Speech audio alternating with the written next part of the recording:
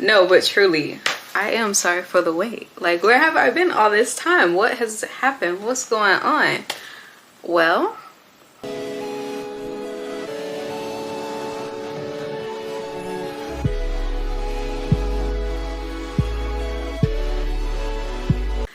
I'm today going to be talking about my experience in journey to nursing school.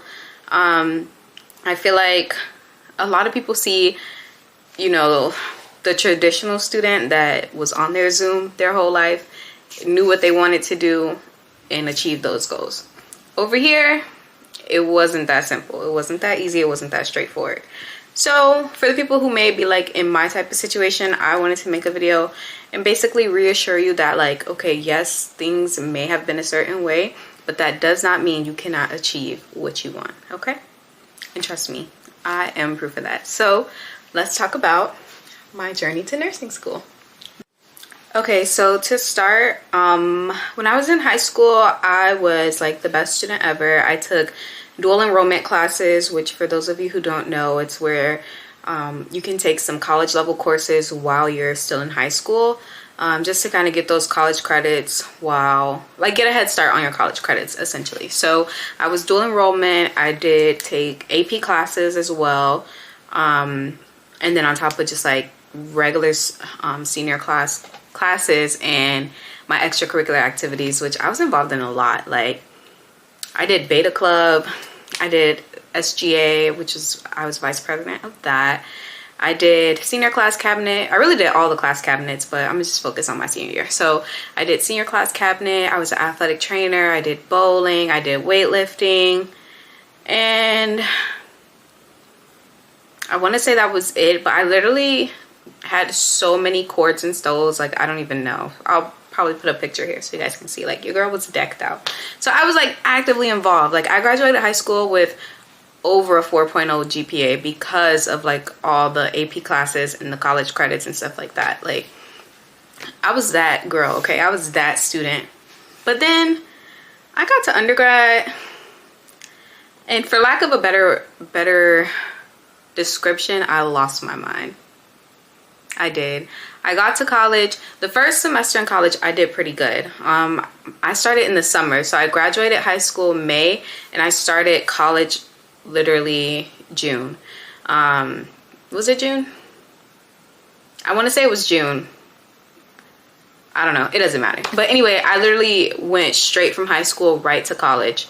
I applied to the local university, which is UCF for me. I'm in Orlando. So I went there. I took 2 classes my first semester. It was like a intro class, like freshman intro class, and then a world history class. Got an A in both of them.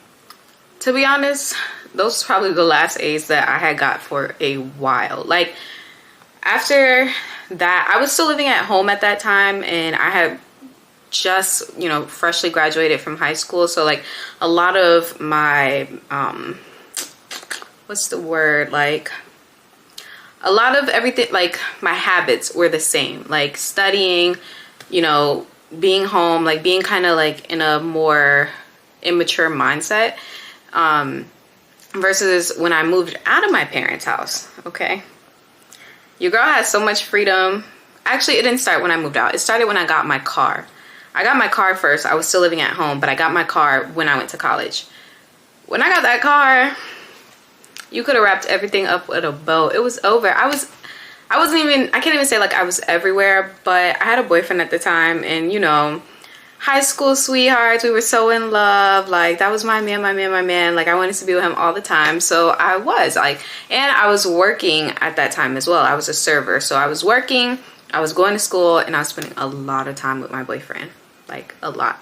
So my grades started to take the fall for all that. I was not as worried about school. I was worried about where he at, and I was worried about getting money. Like, that was it. I was out of high school, and my schedule was more open, so I could work more hours, make more money, and I was serving. So like, having money every day, like, it became addicting. So I was working a lot and seeing my man. Then it got even worse when I actually moved out of my parents' house. I went and found me like an off-campus student apartment with two strangers that I didn't even know, honestly. I was just so hyped to get out of my parents' house. Like I'll do anything, which I did. So I went and moved in. Me and my man ended up breaking up, and now I'm a freshman in college. I'm single. I'm out of my parents' house. I have a car. Like, whoa. Okay, life got crazy for me. I started doing any and everything. I was everywhere, you know? So obviously my grades started to fall. So I say all of that backstory to say, like, by the time I finished college, that's when I ended up with like a 2.7 GPA. I know. I'm still even embarrassed.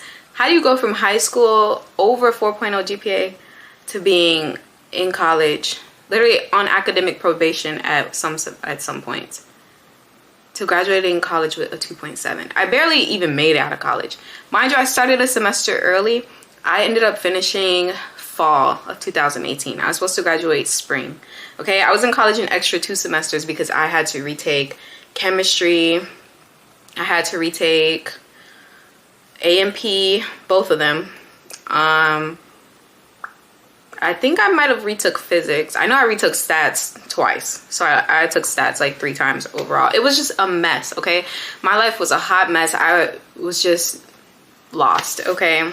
And for the longest growing up, I knew I wanted to go and work in some sort of like healthcare industry. I wanted to be like a physician, then I wanted to be a PA, physician assistant. Like I wanted to do something, but the grades were not there, okay? So once I finally graduated college and kind of realized like, okay, honestly, okay, let me backtrack. So my last year of college, my senior year, that's when I started like getting my life together.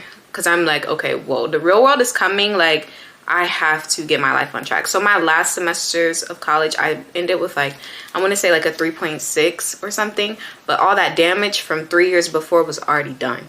Okay. Like there was nothing that was going to boost my GPA that much, you know? So I was meeting with the advisors my last semester, and a lot of them were telling me, you know, you might benefit from doing like a master's degree program, like I don't even remember what it's called. I think like just like a health science master's degree to kind of boost my GPA up before I could apply to PA school, because that's what I wanted to do at the time. So that was my goal. I wanted to do the master's program and basically get that GPA up to where I could even apply to programs, because I'm literally looking at all the requirements. I can't even apply. My GPA was so bad I couldn't even apply. Like, so I just got so depressed. I was so sad. Like, how did I let my life come to this? Like, none of it was worth it. Okay, none of the partying, none of it was worth it at the end of the day. So now I'm just here, stupid, like not stupid, but looking stupid, feeling stupid, severely depressed. Okay, I graduated college, I was depressed, like, and I don't even know if anyone around me knows for real. Like, post-grad depression hit me hard.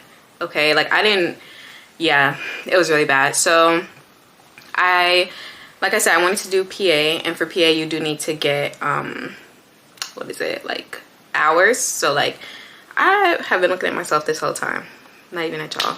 Okay. So for PA school you need to do volunteering, you need to get work hours with patients.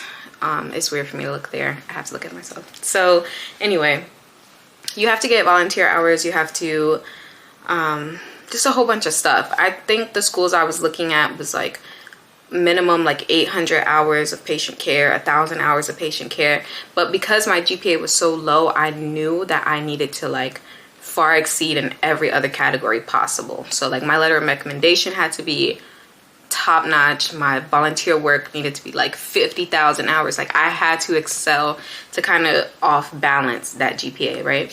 So it got to a point where I was working at a dermatology office, which I always talk about, my most favorite job I ever had. So I was working at the dermatology office, and I was meeting so many people. Like I kept meeting so many nurses. I specifically remember I got to meet one of the, she was the, what is it called? The chief nursing officer, the CNO, I want to say, of like one of the major hospitals here in Orlando. And once I met her and had a conversation with her, that really just solidified my change, that, okay, I want to do nursing. Like, I'm not even trying to do the PA route anymore. Forget these patient care hours. I wanted to be a nurse. Like all the nurses I ever came into contact with, they had nothing but good things to say about the profession.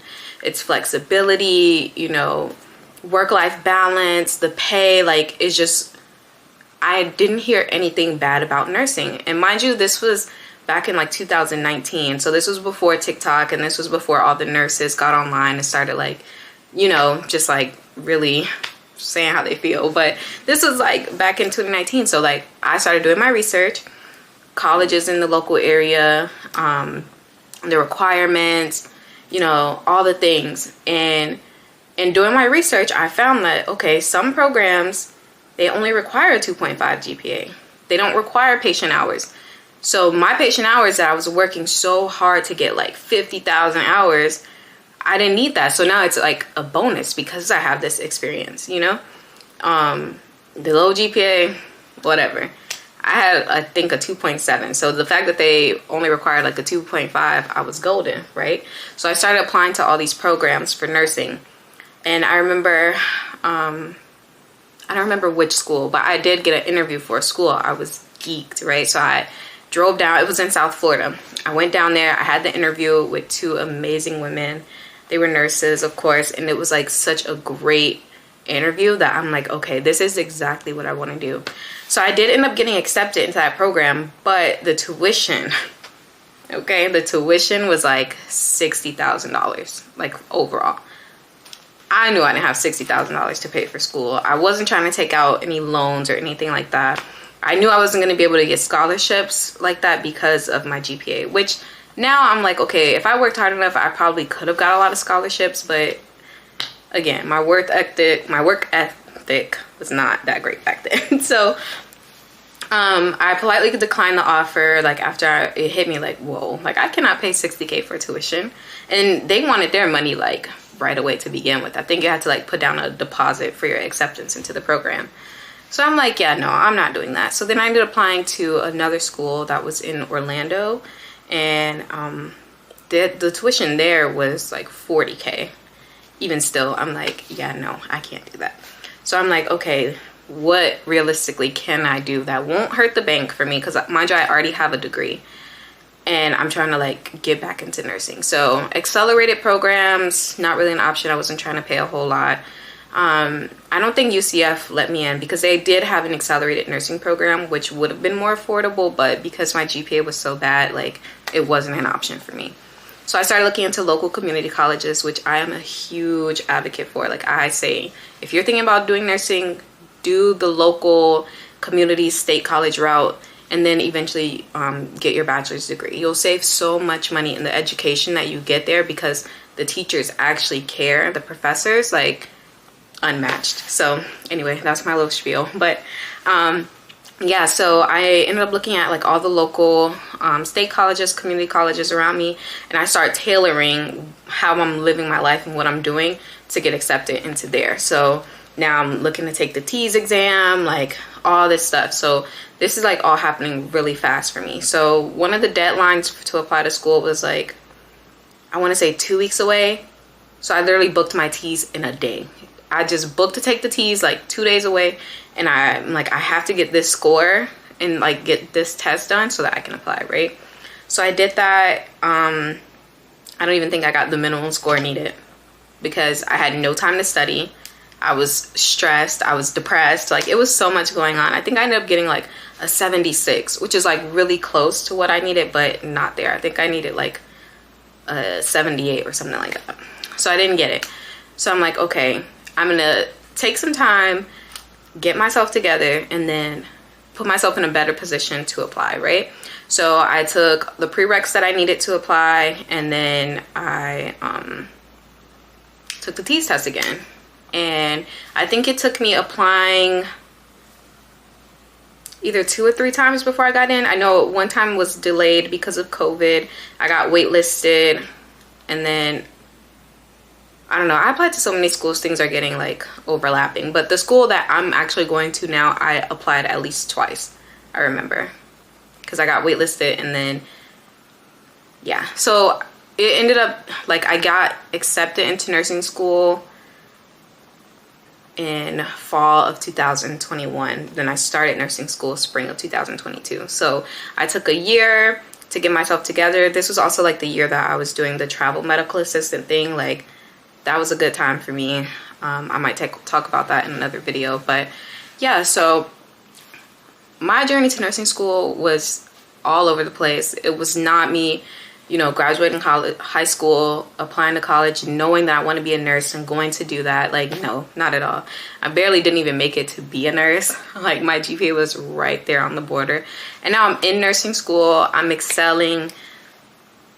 I have so many patients tell me, like, you're going to be a great nurse. Like, you're in the right profession. You're doing the right thing. Like, we need people like you. And it's just reassuring, because it's like, there was almost a point where, like, I wasn't even sure I was going to be able to be a nurse.